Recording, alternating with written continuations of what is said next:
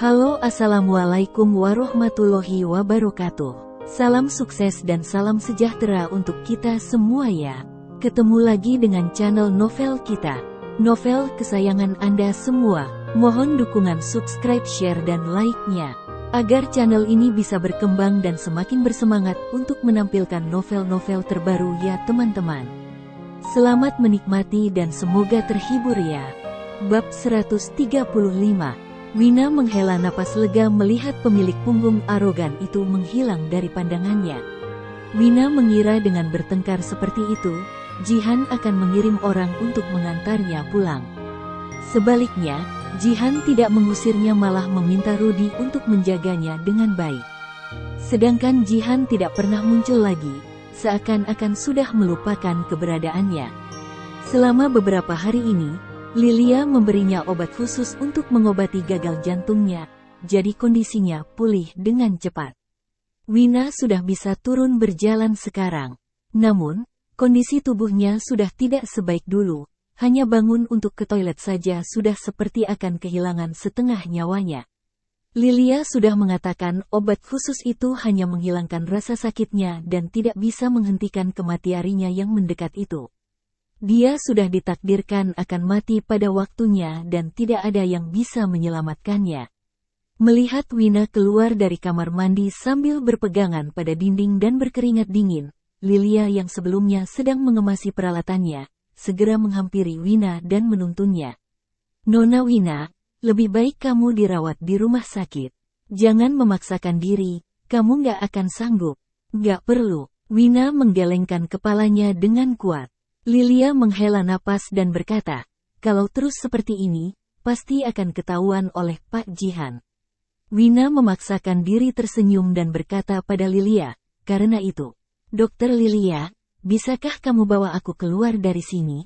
Lilia tersenyum tak berdaya dan menjawab, "Nggak ada yang berani membawamu pergi tanpa izin Pak Jihan."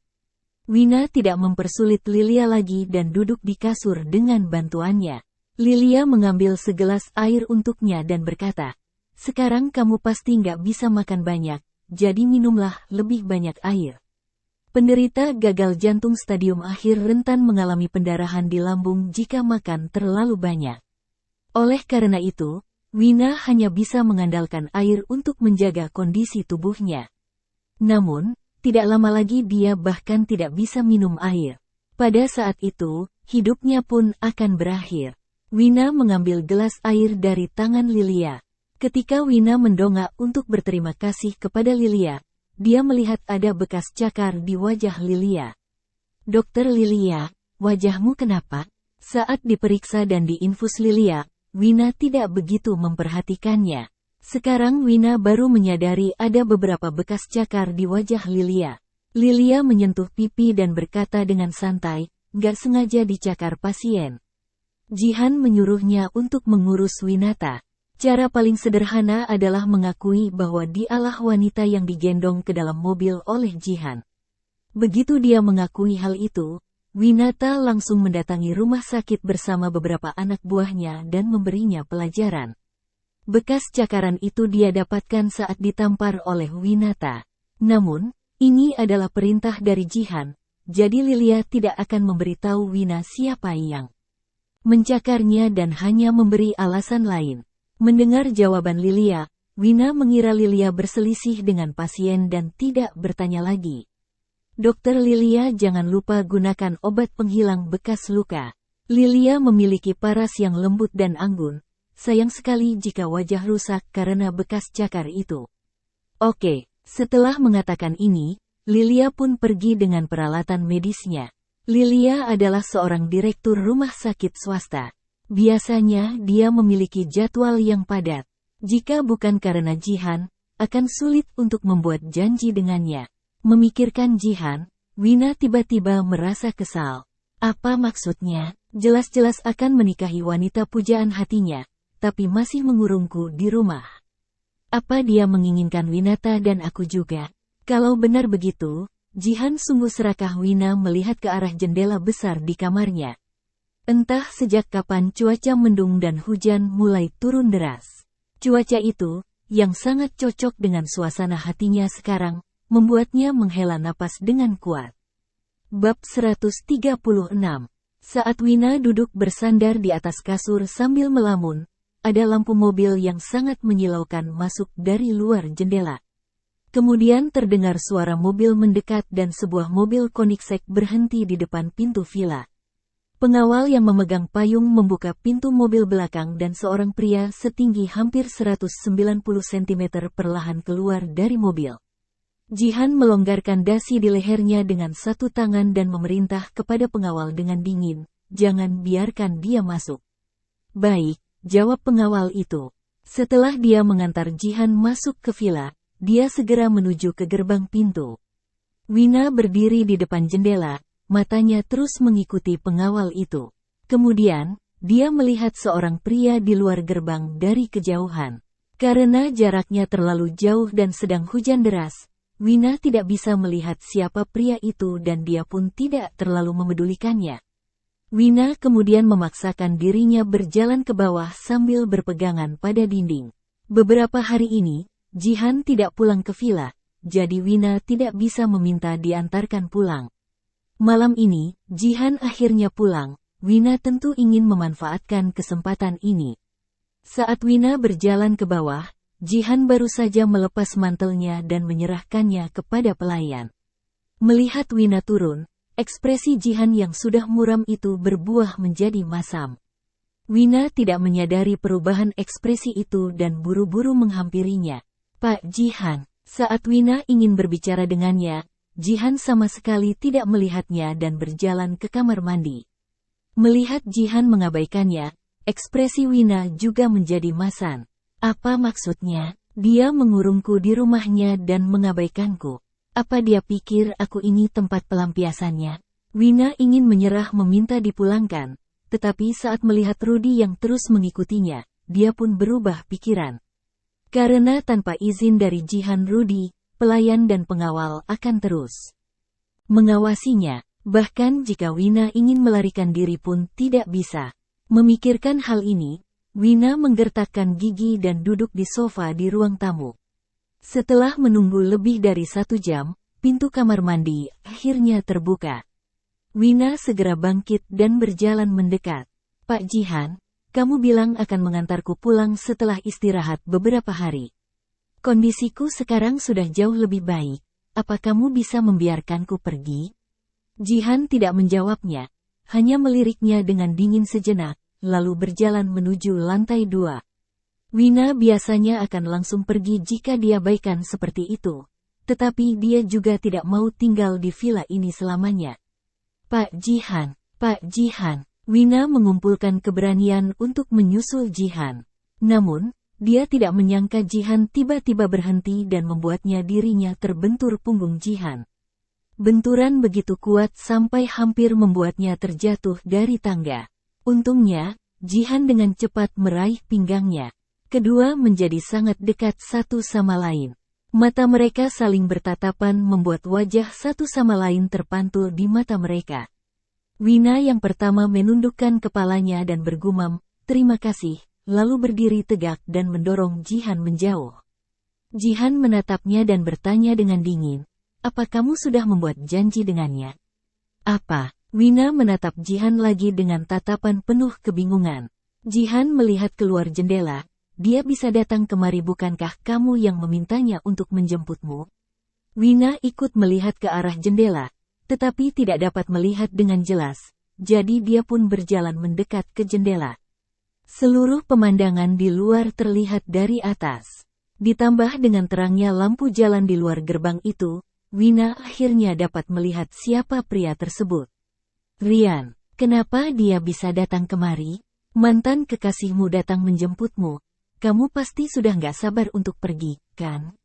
Nada sarkastik Jihan menarik kembali pandangan Wina. Dia menatap Jihan yang berjalan ke sisinya. Jihan baru saja mandi, seluruh tubuhnya mengeluarkan aroma yang enak. Rambutnya juga basah dan dia terlihat cukup mudah didekati.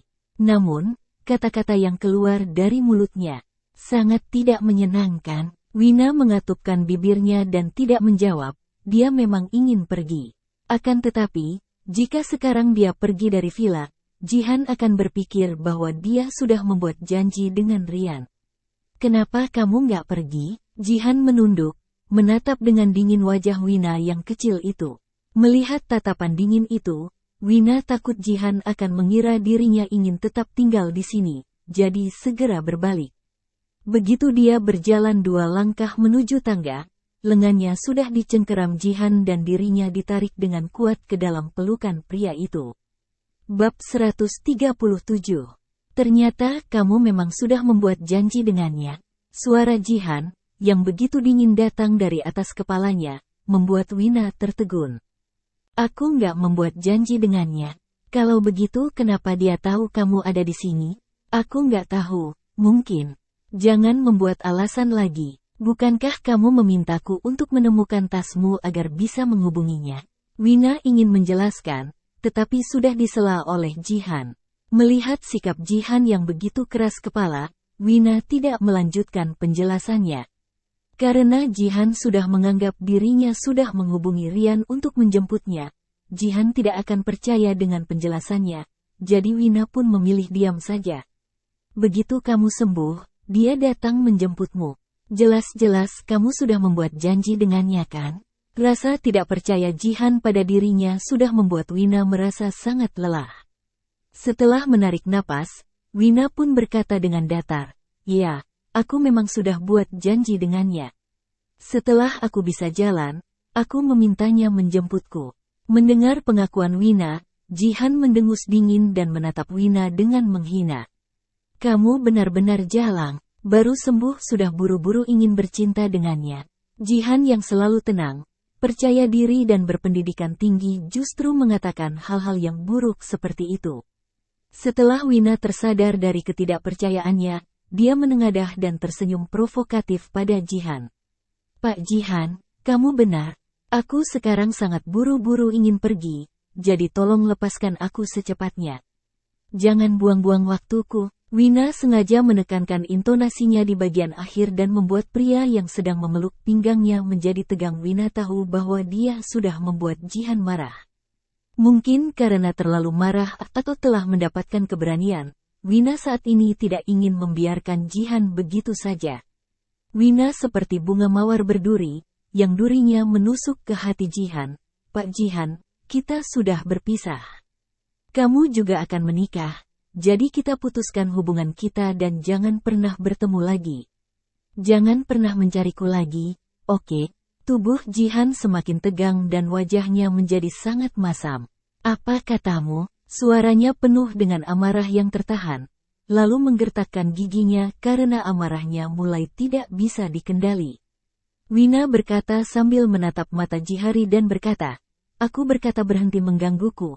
Aku nggak ingin melihatmu lagi. Aku mohon padamu untuk melepaskanku. Biarkan aku pulang bersamanya." Setelah berpisah, Jihan terus mendatanginya beberapa kali dan ini membuat Wina mengira Jihan tidak bisa melepaskannya. Namun, setelah mendengar Jihan mengatakan dirinya hanya untuk pelampiasan hasrat, Wina pun memutuskan untuk putus hubungan dengan Jihan sepenuhnya. Oleh karena itu, Wina tentu harus mengatakannya dengan tegas. Jika tidak, akan terlihat seperti hanya berpura-pura dan masih menginginkannya. Wina berpikir dia sudah memperlihatkan tekadnya, jadi Jihan pasti akan membiarkannya pergi dari sini. Tidak disangka, Jihan malah meraih pinggangnya dengan satu tangan, lalu menekan dirinya ke jendela. Saat bibir Jihan menekan ke bibirnya, Wina sangat tercengang. Jihan tidak menciumnya, tetapi menggigit bibir atas dan bawahnya dengan keras. Gigitan itu terus berulang-ulang, seperti sedang melampiaskan seluruh amarah yang tertahan cukup lama di dalam hatinya. Pikiran Wina menjadi kosong. Ketika rasa sakit bibirnya mulai terasa, dia baru menyadari apa yang sedang dilakukan Jihan.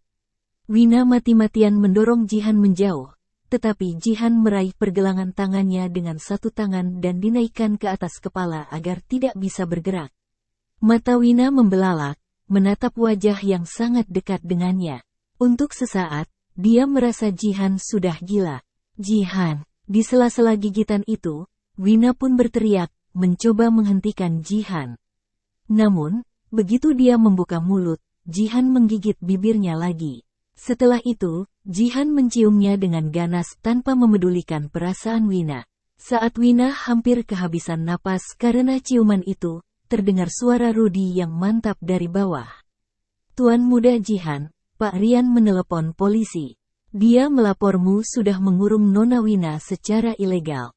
Sekarang polisi sudah menunggu di luar pintu. Bab 138. Mendengar itu, Jihan berhenti. Dia mengangkat kepalanya dan melihat keluar jendela. Hanya sesaat dan dia kembali menatap wanita di pelukannya. Mantan kekasihmu sama tidak tahu dirinya denganmu. Setelah mengatakan itu, dia berbalik dan memberi perintah kepada Rudy dengan suara dingin. Biarkan dia naik. Dia hanya ingin melihat Wina, kan? Kubiarkan dia melihatnya selama dia bisa menanggungnya. Baik. Rudy segera pergi memberi penjelasan kepada polisi dan membiarkan Rian masuk. Rian basah kuyup karena kehujanan. Dia menaiki tangga selangkah demi selangkah dengan gemetar dan berpegangan pada pegangan tangga. Ketika melihat Wina ditekan di jendela dan dicium dengan paksa oleh Jihan, mata Rian langsung dipenuhi dengan amarah. Selama beberapa hari, Rian terus mencari tahu semua aset properti atas nama Jihan dan menggeledah setiap rumah itu satu persatu. Sekarang, dia akhirnya menemukan Wina, tetapi malah melihat pemandangan yang paling tidak bisa dia terima. Rian tertegun di tempat dengan ekspresi tidak percaya, kemudian amarahnya membuat dia seketika kehilangan kendali. Wina, dia ingin bergegas memisahkan kedua orang itu, tetapi dihadang oleh pengawal yang mengikutinya dari belakang. Jihan memunggunginya, jadi dia tidak bisa melihat ekspresi Rian saat ini, tetapi bisa mendengar suara putus asanya. Jihan pun tersenyum, lalu meraih belakang kepala Wina untuk memperdalam ciumannya. Wina tidak pernah menyangka Jihan akan menciumnya lagi setelah menyuruh Rudy untuk mengizinkan Rian masuk. Setelah mendengar teriakan Rian, Wina baru mengerti tujuannya. Meskipun Wina sudah tidak mencintai Rian, dia tetap terkejut ketika melihat mata Rian yang terlihat putus asa dan marah itu.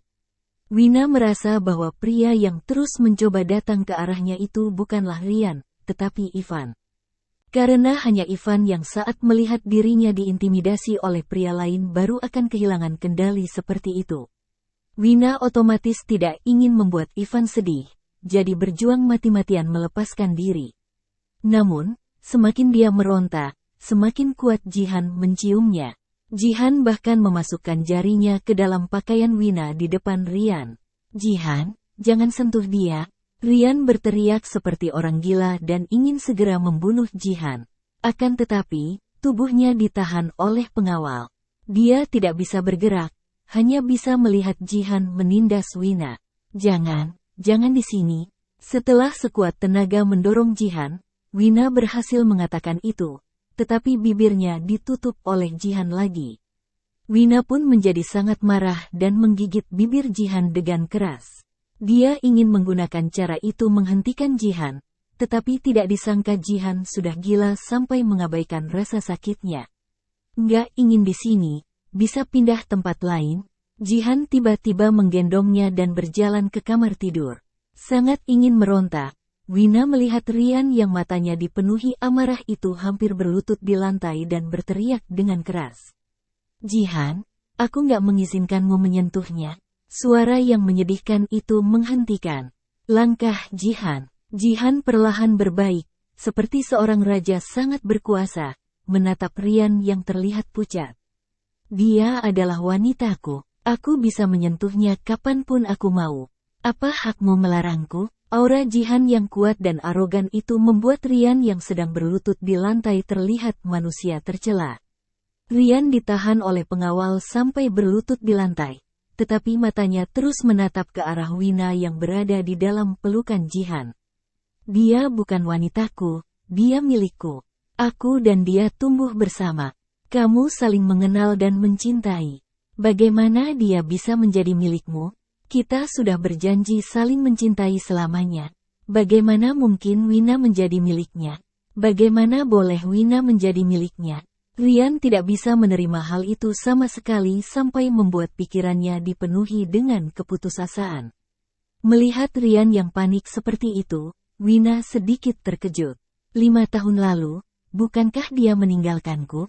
Kenapa dia sekarang terlihat begitu sedih?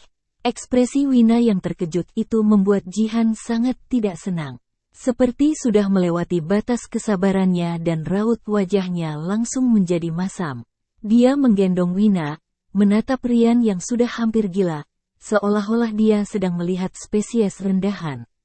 Kamu tunggu saja di luar pintu dan dengarkan. Bab 139. Saat pintu kamar ditutup, teriakan putus asa Rian pun menghilang. Wina dilempar ke tempat tidur oleh Jihan. Dia hampir tidak diberi kesempatan untuk melawan. Jihan sudah menekannya dari atas. Wina pikir dia hanya ingin membuat Rian kesal, tetapi tidak menyangka bahwa Jihan bersungguh-sungguh ingin bercinta dengannya. Jihan, bukankah kamu menderita misofobia? Aku pernah tidur dengan pria lain, apa kamu nggak merasa diriku kotor? Baru sekarang Wina ingat bahwa Jihan menderita misofobia. Seolah-olah ini kesempatan terakhirnya, Wina meneriakkan ucapan itu sambil meronta. Terus kenapa? Aku nggak peduli lagi. Setelah mengatakan itu, sorot mata Jihan terlihat seperti sudah membuat keputusan. Pada saat inilah Wina menyadari bahwa Jihan benar-benar marah. Saking marahnya, Bahak tidak peduli dengan dirinya yang kotor. Jihan bersikeras ingin bercinta dengannya. Seperti sebuah hukuman, juga untuk melampiaskan amarah dan sedikit kerinduan. Seperti itulah kerinduan Jihan terhadap Wina. Begitu menyentuh Wina, dia akan kehilangan kendalinya dan mengeluarkan semua emosi yang terpendam di dalam hatinya. Wina, kamu ditakdirkan menjadi milikku. Sikap posesif di mata Jihan sangat gila. Ini pertama kalinya Wina melihatnya seperti ini. Wina tertegun sejenak saat melihat ke arah pria yang menciumnya dalam-dalam. Jihan, di hatimu aku ini apa? Apakah alat untuk melampiaskan hasratmu atau ada sedikit tempat di hatimu untukku? Wina merasa Jihan yang menderita misofobia bisa menyentuhnya seperti ini tidak mungkin hanya karena ingin melampiaskan hasrat. Penderita misofobia tidak akan pernah menyentuh wanita kotor, tetapi Jihan. Wina sebelumnya mengabaikan hal ini, tetapi sekarang dia tiba-tiba teringat dan hal ini membuatnya berharap lagi. Lalu apa artiku di hatimu? Jihan tidak menjawabnya dan balik bertanya pertanyaan yang sama. Hal ini membuat Wina yang semula ingin menguji perasaan Jihan menjadi ragu. Wina berhenti berbicara. Dia menurunkan kelopak matanya untuk menutupi semua emosi di matanya. Jihan meraih wajahnya, lalu berkata dengan dingin di samping telinganya, jangan mengira aku akan mencintaimu. Dia nggak akan pernah dan nggak mungkin mencintaiku. Dia terus-menerus kehilangan kendali hanya karena nggak bisa menerima diriku bersama pria lain. Dia sendiri yang memperingatkan berulang kali. Dia bahkan nggak menyadarinya. Saat kita bersama, hatinya nggak pernah stabil dan merasa puas. Ucapan Jihan menusuk dan memadamkan segala harapan di hati Wina. Wina pun tersenyum dan berkata, baguslah, aku juga nggak mencintaimu. Setelah semuanya selesai, Jihan mendorong Wina menjauh, lalu bangkit dan pergi ke kamar mandi di dalam kamar. Sedangkan Wina berbaring di tempat tidur, putus asa, melihat ke arah pintu kamar. Dia berada di kamar tidur Jihan. Pintunya otomatis dan tidak bisa dibuka tanpa remote. Saat mereka melakukannya, pria di luar pintu terus menggedor pintu dengan panik. Wina tiba-tiba teringat kejadian 5 tahun lalu. Ketika Ivan bangun dan mengetahui bahwa Wina telah menjual diri untuk menyelamatkannya, Ivan juga memarahinya sambil menunjuk wajahnya. Ivan memarahinya tidak tahu malu. Memarahinya telah berselingkuh dengan pria lain ketika dia dalam keadaan kritis. Wina merasa sedih pada saat itu, tetapi sekarang kata-kata Ivan tidak salah lagi dan Wina merasa bersalah. Rasa bersalah itu bukan untuk Rian, tetapi untuk Ivan yang pernah melindunginya dan mencintainya. Saat mendengar suara yang memilukan itu, Wina menghela napas panjang. Dia memaksakan dirinya bangkit, mengenakan pakaiannya dan berjalan menuju pintu. Setelah mengumpulkan keberanian, Wina pun membuka pintu dan langsung terlihat mata Rian yang begitu merah itu dan tangannya yang berlumuran darah karena menggedor pintu.